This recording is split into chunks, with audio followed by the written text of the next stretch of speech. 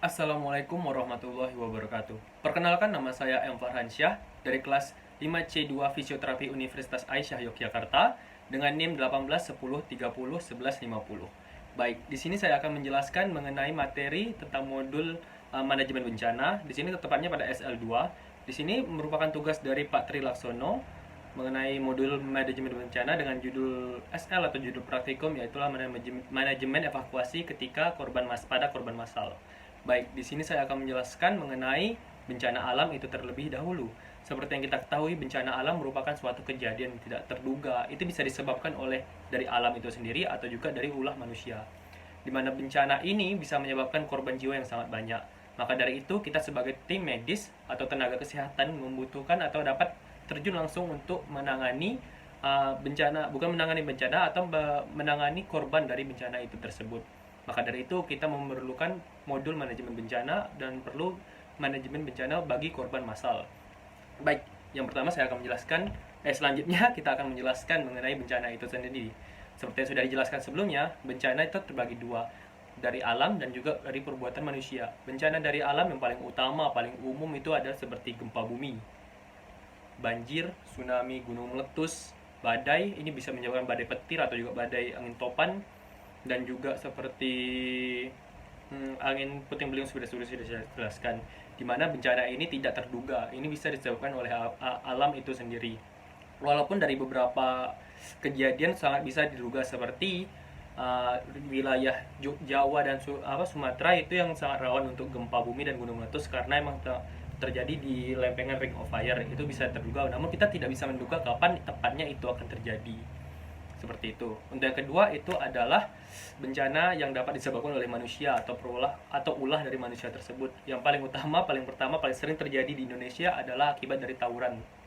Tawuran ini bisa terjadi dari seperti yang kita sering lihat di TV, tawuran antar supporter, tawuran antar pelajar, tawuran antar mahasiswa dengan pemerintah, tawuran dengan mahasiswa dengan polisi. Dimana di sini tawuran sendiri bukan merupakan salah satu bentuk yang sangat mengerikan sehingga dapat mengejauhkan korban jiwa, korban luka dan korban jiwa. Di sini juga kita sangat memerlukan untuk terjun dalam sini. Selanjutnya, kejadian bencana yang dapat disebabkan oleh manusia itu adalah kecelakaan. Kecelakaan transportasi khususnya pada darat, laut, dan udara. Pada darat itu bisa terjadi kecelakaan seperti kecelakaan antara motor dan mobil secara massal, bus, dan juga kereta. Dan udara disebabkan oleh pesawat, helikopter, pesawat tempur juga bisa. Selanjutnya juga dari laut itu kapal. Tenggelamnya kapal merupakan salah satu kejadian yang paling sering terjadi di Indonesia. Setelah itu kita ada beberapa bencana lagi yang disebabkan oleh manusia, seperti ledakan akibat dari bom bunuh diri atau juga terorisme. Itu merupakan salah satu bencana, di mana ledakan tersebut dalam jumlah yang sangat besar bisa menyebabkan korban jiwa yang sangat banyak. Lalu kecelakaan pabrik, di mana kita ketahui pabrik merupakan tempat bekerja yang sangat ramai dengan bentuk seperti rumah yang besar di mana menampung banyak orang. Di situ bisa terjadi kecelakaan massal yang sangat besar jika saja pabrik itu roboh dan menimpa semuanya. Lalu setelah kita mempelajari bagaimana dan apa-apa saja kecelakaan atau bencana yang dapat disebabkan oleh alam dan juga manusia, kita akan memahami atau menelusuri mengenai dampak. Dampak di sini ada beberapa hal. Dampak yang paling utama, paling sering terjadi ketika bencana alam pasti adalah korban massal. Baik itu korban jiwa seperti meninggal, sakit, atau cacat, itu sangat pasti. Dimana di sini yang akan menyebabkan beberapa hal yang perlu kita turun tangan ke dalam bencana tersebut sebagai tenaga medis. Lalu dari terjadinya korban massal di sini itu ada beberapa bisa menyebabkan yang contoh keduanya itu seperti trauma, dimana di sini bisa menyebabkan panik dan bahkan bisa menuju ke depresi. Dimana secara logika saja kita pikirkan, seseorang yang sudah melihat kecelakaan atau bencana alam, kehilangan rumah, kehilangan harta benda, atau kehilangan orang tersayang, tentu bisa menyebabkan panik, ketakutan, dan bahkan bisa menyebabkan depresi. Kedua, yang ketiga dan paling utama adalah miskoordinasi. Dimana di sini ketika kita sudah bingung, panik, depresi, kita bisa kehilangan arah kemana ke tujuan. Selanjutnya keempat, ini adalah lumpuhnya atau rusaknya fasilitas rumah sakit. Bencana alam seperti gempa bumi, gunung meletus, badai, tsunami, banjir yang dapat merusak rumah sakit atau fasilitas rumah sakit akan sangat berbahaya. Dimana ketika kita mengalami bencana alam, Sebagai masyarakat umum pasti kita akan mencari tenaga kesehatan untuk mengobati luka atau juga mengobati teman kita yang luka. Dimana ketika sudah terjadi kerusakan, rumah sakit ini akan menimbulkan masalah yang sangat besar, dampak yang sangat besar. Selanjutnya ketika rusak di rumah sakit akan timbul lumpuhnya rumah sakit itu tersendiri, sehingga tidak bisa digunakan. Di sini bisa menimbulkan banyak korban jiwa lainnya setelah dari korban kecelakaan tersebut atau bencana tersebut. Keenam, di situ adalah penimbukan atau membludaknya dari pengungsi, sangat umum. Apalagi dalam bencana besar seperti banjir atau juga gempa bumi, di mana para pengungsi kehilangan rumah atau tempat berteduh, sehingga mereka akan ditempatkan di suatu pengungsian. Ketika sudah banyak akan menyebabkan pengebludakan dari pengungsi, dan pengebludakan dari pengungsi ini bisa menyebabkan beberapa hal lainnya. Yang ketujuh yaitu permasalahan pangan dan gizi. Banyaknya masyarakat yang mengungsi akan membutuhkan banyaknya sumber daya makan. Jika sumber daya makan tidak terpenuhi akan menyebabkan beberapa permasalahan di pengungsian tersebut. Selanjutnya, ini yang paling sering terjadi adalah kurangannya air bersih. Permasalahan air bersih, di mana di sini biasa terjadi bencana alam mengenai banjir dan tsunami, di mana air akan terkontaminasi dan sulit mencari air bersih. Atau juga bisa terjadi di kota-kota besar, di mana sistem perairan bersih diatur oleh suatu lembaga dan juga diatur melalui sistem, bukan melalui dari sumber daya yang dekat, sehingga sumber daya tersebut bisa tercemar akibat dari kerusakan. Selanjutnya, sistem sanitasi, di mana di sini ketika orang sangat banyak di satu tempat yang bersamaan bisa menyebabkan permasalahan sanitasi atau tempat pembuangan, di mana ketika sudah mendapatkan permasalahan di tempat pembuangan akan menimbulkan permasalahan ke-10, yaitu penyakit menular, di mana di tempat yang dikelompokkan ini bisa disebabkan dari permasalahan sanitasi atau emang juga melalui dari mulut atau dari lingkungan. Karena apalagi dalam keadaan seperti ini COVID-19, penyakit menular akan sangat mudah terjadi pada bagian atau pada pengungsi yang sangat padat seperti itu. Setelah kita mengetahui beberapa dampak tersebut, pasti sumber daya akan menjadi sangat kurang. Ini sudah sangat biasa, sangat muncul, di mana dengan banyaknya pengungsi tapi tidak akan sebanding dengan sumber daya, baik itu sumber daya manusia, sumber daya makanan, sumber daya alam, atau juga sumber daya medis. Karena keadaan yang sudah hancur dengan pengungsi yang banyak akan sangat sulit untuk menyeimbangkan. Dari kita membutuhkan bantuan dari orang lain.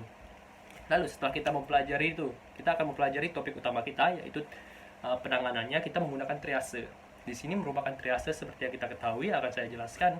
Triase merupakan salah satu sistem pengelompokan atau pengklasifikasian korban dari bencana tersebut. Di mana di sini korban akan diklasifikasikan di label mana saja. Di mana di sini harus bertujuan dengan berdasar pada pemilihannya tersebut, yaitu dalam keadaan korban, seberapa parah korban tersebut menerima luka, dan juga dari jumlah korban tersebut. Karena bukan suatu rahasia lagi ketika kita di bencana alam, korban pasti akan sangat banyak. Di mana tujuan triase sendiri yang pertama adalah mendapatkan nilai tertinggi keselamatan pada korban dengan keadaan yang sangat minim. Jadi kita harus dapat menyelamatkan korban bagaimanapun keadaannya, harus mendapatkan angka tertinggi penyelamatan korban. Lalu juga bertujuan untuk pengevakuasian korban menuju ke rumah sakit yang lebih memadai untuk mengalami penanganan, dan juga menekan tujuan terakhirnya yaitu menekan angka kematian, angka kecacatan, dan angka penyakit pada korban tersebut. Selanjutnya kita akan mengalami apa yang perlu di dasar-dasarnya pada triage tersebut. Pertama itu kita harus melihat korban itu bagaimana, seperti yang saya jelaskan sebelumnya, keadaan. Lalu setelah keadaan kita harus lihat jumlah korban. Setelah kita mengetahui keadaan dan jumlah korban, kita dapat menilai apakah ia memiliki harapan hidup atau tidak. Setelah kita mengetahui itu, kita bisa mengantar atau mengevakuasi. Nomor 4, kemana dia akan pergi, rumah sakit mana dia akan pergi, dan mengevakuasinya bagaimana. Dan itu juga harus dilakukan dengan beberapa cara. Dan yang paling pasti, kita harus melakukan secara cepat dan tepat. Itu hanya dibutuhkan waktu selama 60 detik, tidak boleh lebih dari itu, karena kita harus menilai ada banyak sekali korban yang harus dievakuasi, sehingga pemilihan waktu dan tempat juga harus diperhatikan. Lalu untuk penanganan ini tersebut harus memiliki beberapa permasalahan atau penanganan yang lebih tepat lagi. Dan lagi seperti kita ketahui, penanganan apa saja yang kita lakukan dalam seperti saya jelaskan sebelumnya. Pertama, kita harus mengecek korban apakah vitalnya masih bagus, Ketika kita sudah mengecek keadaan korban, vitalnya masih bagus atau tidak, kita bisa menilai setidaknya apakah korban ini memiliki harapan hidup atau tidak. Jika korban memiliki harapan hidup, kita bisa melakukan beberapa pemeriksaan atau pemeriksaan selanjutnya. Jika korban tidak memiliki harapan hidup, kita bisa melakukan, nanti akan saya jelaskan di belakang. Lalu di sini penanganan untuk pengevakuasian juga bagaimana, penanganan dari medis untuk memberikan pertolongan pertama bagaimana, dan juga penanganan bagi korban-korban yang selamat dan keadaan sekitar itu harus bagaimana. Selanjutnya kita akan menjelaskan mengenai metode dari START atau metode dari triage, di mana metode ini disebut dengan START, START, di mana itu merupakan dari singkatan yaitu Simple Triage and Rapid Treatment, di mana di sini harus dilakukan beberapa cara untuk pengklasifikasian dari korban tersebut. Pertama itu bisa melakukan dengan primary survey, itu biasa digunakan atau CAB atau juga maksud saya salah, ABC atau juga CBA. Namun di Indonesia pada seringnya menggunakan ABC, tapi di negara bagian barat biasa menggunakan CBA. Lalu di sini juga ada sistem pelabelingan. Secara urutan atau secara sistematisnya, itu yang pertama kita harus melakukan primary survey. Setelah mendapatkan primary survey, kita bisa melakukan pemprioritasan. Di manakah dia dapat korban tersebut akan ditempatkan prioritas 1, 2, 3, atau 4 dengan warna yang berbeda. Setelah kita dapat memprioritaskan, kita harus melakukan evakuasi atau pemindahan. Pemindahan ini harus dilakukan dengan secara mulus di tempat mana yang ditujuan seperti yang sudah dijelaskan. Selanjutnya di sini saya akan menjelaskan mengenai pengklasifikasian atau pemetodeen atau pemprioritasan. Prioritas 1, 2, 3, dan 4 dengan warna yang berbeda. Yang pertama saya jelaskan adalah prioritas 4 dengan warna hitam, di mana prioritas 4 ini biasa didapati oleh pasien yang sangat parah, maksudnya korban yang sangat parah dan tidak memiliki harapan hidup. Dia akan diberikan prioritas 4 dan juga dengan label warna hitam. Di mana korban di sini biasanya mengalami luka yang sangat berat, pada umumnya mengenai batang otak dan juga penyakit terminal, sehingga harapan hidup dari korban tersebut sangat minim dan kemungkinan korban tersebut akan meninggal dalam perjalanan ketika dievakuasi atau ketika sampai, sehingga di korban tersebut memiliki harapan hidup yang sangat rendah. Yang kedua atau yang bisa kita sebut dengan warna merah yaitu prioritas 1, di mana prioritas 1 ini memiliki harapan hidup yang masih ada walaupun dengan keadaan yang sangat parah, di mana di sini membutuhkan penanganan yang sangat segera secepat mungkin, di mana kalau tidak ditangani secara segera itu pasien korban bisa meninggal dalam waktu 2 jam atau kurang atau lebih dari 2 jam. Maka dari itu prioritas merah atau prioritas 1 tersebut dengan keadaan yang sangat parah dan juga harus penanganan secara segera. Pada umumnya pasien atau korban yang mengalami atau yang mendapat identifikasi dalam prioritas 1 tersebut biasa mengalami luka bakar yang sangat parah, luka trauma yang mengganggu pernapasan, atau juga bisa menyerang organ vital, di mana organ vital tersebut akan mengalami permasalahan. Itu juga yang mereka, dan juga kelompok rentan juga termasuk ke dalam prioritas merah atau prioritas 1.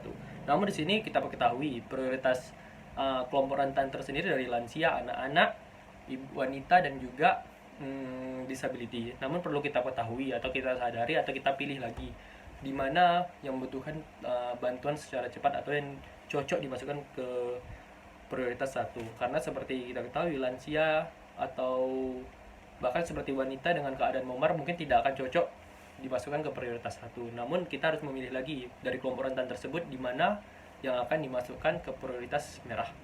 Selanjutnya itu adalah prioritas kuning. Prioritas kuning memiliki keadaan penyakit atau keadaan luka yang parah, namun memiliki harapan hidup dan juga tidak terlalu membutuhkan secara segera atau namun tetap dibutuhkan secara segera atau secepat mungkin. Karena jika tidak ditangani secara tepat dan benar atau ditangani secara lambat, itu bisa menaikkan prioritas kuning ke jadi prioritas merah. Karena kita tidak ingin menambahkan, jadi kita harus melakukan secara tepat. Untuk prioritas kuning sendiri itu bisa disebabkan beberapa hal seperti fraktur terbuka namun dengan kondisi darah yang masih, pelancaran yang masih kita kendalikan, luka sedang, maksudnya luka bakar sedang, dan juga keadaan-keadaan pada bagian dada atau abdominal yang tidak mengganggu sistem pernapasan, itu termasuk dalam prioritas kuning. Selanjutnya atau terakhir kita akan memasuki prioritas hijau. Prioritas hijau atau prioritas hijau atau prioritas 3 di sini adalah prioritas yang tidak terlalu dengan keadaan penyakit yang tidak terlalu parah. Keadaan memar, luka, atau keadaan fraktur yang tidak terlalu tidak terbuka dan itu bisa ditangani secara mungkin di tempat, itu termasuk dalam prioritas hijau. Maka dari itu prioritas hijau tidak membutuhkan atau penanganan secara cepat, namun kita harus memfokuskan penanganan ke lebih prioritas teratas seperti prioritas merah dan kuning. Bukan berarti prioritas hijau tidak butuh penanganan, tetap dibutuhkan penanganan sebelum terjadi luka yang lebih parah, tetap membutuhkan penanganan. Lalu saya juga akan menjelaskan pengevakuasian atau kemana dari prioritas-prioritas ini akan dibawa. Seperti saya bilang, ini bentuk adalah evakuasi, di mana mereka akan dibawa ke tempat yang lebih bagus untuk menempatkan penanganan yang lebih bagus lagi.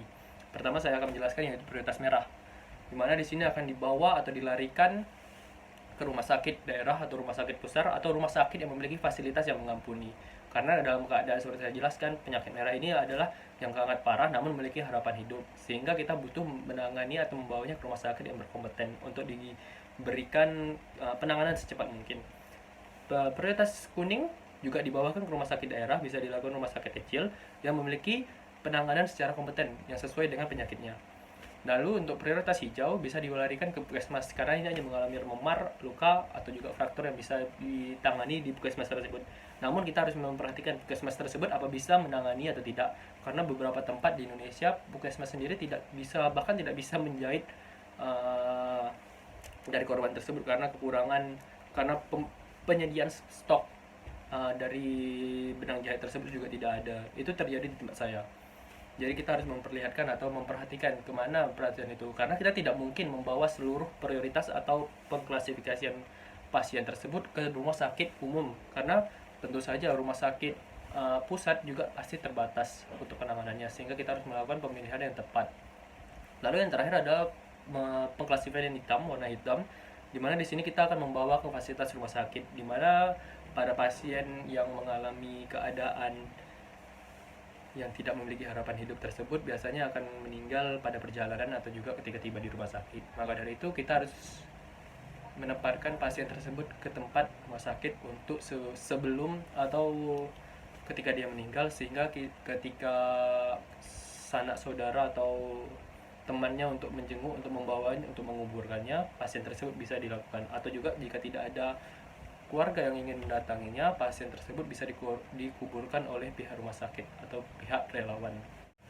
Oke, setelah kita mempelajari metode-metode tersebut atau pengklasifikasiannya gimana-mana dan juga pembawanya atau pengevakuasiannya kemana, kita perlu mengetahui apa tindakan dari triage tersebut. Tindakan pertama, ada beberapa tindakan secara beruntunan yang harus dilakukan secara sistematis. Dimana yang pertama itu ada tindakan awalan, ada tindakan RW, ada tindakan breathing, dan juga ada tindakan sirkulasi dan juga kesadaran. Dimana di sini harus dilakukan secara berurutan untuk mendapatkan hasil yang memuaskan. Pertama itu awalan. Itulah bentuk dari kita sendiri sebagai tenaga kesehatan atau tenaga relawan ketika di suatu bencana, dimana kita harus memanggil korban yang masih bisa berjalan dan memiliki kesadaran yang utuh walaupun dan masih bisa berjalan. Kita kumpulkan di suatu tempat yang aman maksud saya, lalu kita beri label hijau karena mereka masih sadar dan juga aman, sehingga itu bukan berarti mereka tidak memiliki luka yang cukup parah. Maka dari itu kita beri label hijau dan beberapa tenaga akan menanganinya secara langsung. Lalu untuk selanjutnya itu prioritas kita akan melanjutnya jika ada di dekat kita pasien yang mengalami terbaring tidak tersadar, kita harus cek apa pernapasannya jalan. Jika pernapasannya tidak jalan, kita harus membuka airway, di mana ketika kita setelah melakukan airway, kita lihat jika pasien tersebut tidak bernapas, kita akan beri label hitam, dia sudah meninggal. Jika masih bernapas, kita harus lihat pernapasannya bagaimana. Ketika bernapas, kita akan beri label merah. Jika dia bernapas secara spontan, kita akan next ke level selanjutnya, yaitu breathing, dimana di sini kita harus melihat breathing lebih dari 30 detik selama 30 kali dalam semenit, itu akan dari label merah, dan kurang dari itu akan diberi tindakan selanjutnya. Setelah tindakan selanjutnya itu kita harus melihat sirkulasi, dimana di sini kita harus mengecek nadinya. Lebih dari 2 detik dalam 2 kali detik itu dia akan dibawakan ke merah. Jika kurang dari itu, kita akan membawa ke next atau selanjutnya, dimana selanjutnya itu terdiri dari pengecekan kesadaran. Kita harus melihat apakah pasien tersebut bisa sadar atau tidak. Jika pasien dapat melakukan perintah, kita akan beri ke label merah. Jika tidak dapat mengikuti perintah atau tidak sadar akan perintah, kita akan beri label merah. Jika pasien tersebut dapat mengikuti perintah tersebut, kita akan beri label kuning, seperti itu. Dan juga ketika kita sudah melakukan Pemeriksaan tersebut seperti saya jelaskan di sebelumnya adalah pembawaan atau juga pengevakuasian dari pasien atau korban tersebut, kemana dia akan pergi, akan dibawa pasien tersebut. Setelah kita melakukan pemeriksaan, pengklasifikasian, kita akan melakukan penglabelan atau pengkodean dengan warna-warna yang sudah saya jelaskan tadi. Namun di sini perlu diperhatikan, pelabelan atau warna tersebut harus dilakukan secara tepat agar tidak terjadi miskomunikasi antar tenaga kesehatan atau tenaga yang ingin mengevakuasi korban tersebut. Jangan sampai korban yang harusnya diberi label merah namun diberi label hitam sehingga tidak terlalu evakuasi, atau juga sebaliknya label kuning diberi label merah sehingga label merah terus banyak terlalu. Namun pemberian label ini tidak seterusnya pada bentuk warna tersebut atau dalam bentuk seperti gelang warna tersebut, karena pemberian label ini bisa dilakukan karena keadaan bencana secara tiba-tiba dan banyak tidak membawa bencana, sehingga kita bisa menggunakan spidol pemberian warna dengan itu. Namun harus dilakukan secara jelas agar tidak terjadi miskomunikasi antara sesama tenaga kesehatan dan juga tenaga yang mengevakuasinya. Setelah kita melakukan hal-hal tersebut seperti saya jelaskan di sebelumnya, baru kita dapat melakukan membawa pasien tersebut atau mengevakuasi pasien tersebut kemana, ke rumah sakit pusat, daerah, rumah sakit kecil, atau puskesmas, atau rumah sakit lebih tinggi lagi. Dimana pada umumnya seperti saya jelaskan sebelumnya, warna merah akan dibawa ke pusat, rumah sakit pusat atau daerah yang memiliki sistem atau penanganan treatment yang mengampuni. Label kuning akan dibawa ke rumah sakit daerah dengan penanganan atau sistem atau juga fasilitas yang mengampuni, dan juga kuning seperti memar dan juga luka, licet akan dibawa ke puskesmas. Lalu untuk yang hitam akan dibawa ke rumah sakit juga, namun di sini bentuknya bukan sebagai bentuk penanganan, melainkan sebagai bentuk penyimpanan pada korban yang meninggal tersebut. Dimana di sini sebelum dia meninggal, jika ada sanak saudara yang ingin mencarinya bisa ditemukan secara mudah. Namun jika tidak ada mencarinya, mungkin pasien atau rumah sakit tersebut bisa menguburkan korban tersebut secara layak. Baik, itu dia penjelasan saya mengenai model manajemen bencana. Di sini tepatnya pada judul manajemen bencana, manajemen korban massal ketika bencana. Saya sudah menjelaskan beberapa hal yang mencakup dalam topik ini. Dari apa itu bencana itu terbagi dari apa saja, dampak dari bencana tersebut apa saja.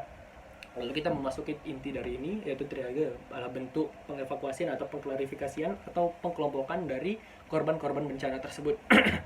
Korban bencana tersebut kita juga memahami dasar-dasarnya apa saja dari triase tersebut, tujuannya juga apa saja, dan juga bagaimana penanganan dari triase tersebut, bagaimana urutannya juga. Kita juga mempelajari bagaimana penanganan untuk seperti RW, breathing, cek kesadaran, sirkulasi, dan awalan. Juga kita juga mempelajari secara terperinci mengenai pengklasifikasian dari prioritas 1, 2, 3, 4, 5 dengan warna prioritas 1, 2, 3, dan 4. Hanya 4 saja, tidak 5. 4 dengan warna yang berbeda-beda dengan keadaan korban tersebut bagaimana. Kita sudah mempelajari itu semua. Terima kasih kepada teman-teman yang melihat, dan juga terima kasih kepada Pak Tri Laksono yang sudah memberikan SL dan juga mengampu modul pelajaran ini. Saya M. Farhansyah dengan NIM 18 10 30 11 50 dengan modul manajemen bencana, dengan manajemen bencana korban massal, dengan dosen pengampu Pak Tri Laksono. Saya mengucapkan terima kasih dan maaf jika terjadi keliruan ketika penyampaian materi ini. Saya mohon maaf terlebih dan terkurang. Saya ucapkan wabillahi taufiq wal hidayah. Wassalamualaikum warahmatullahi wabarakatuh.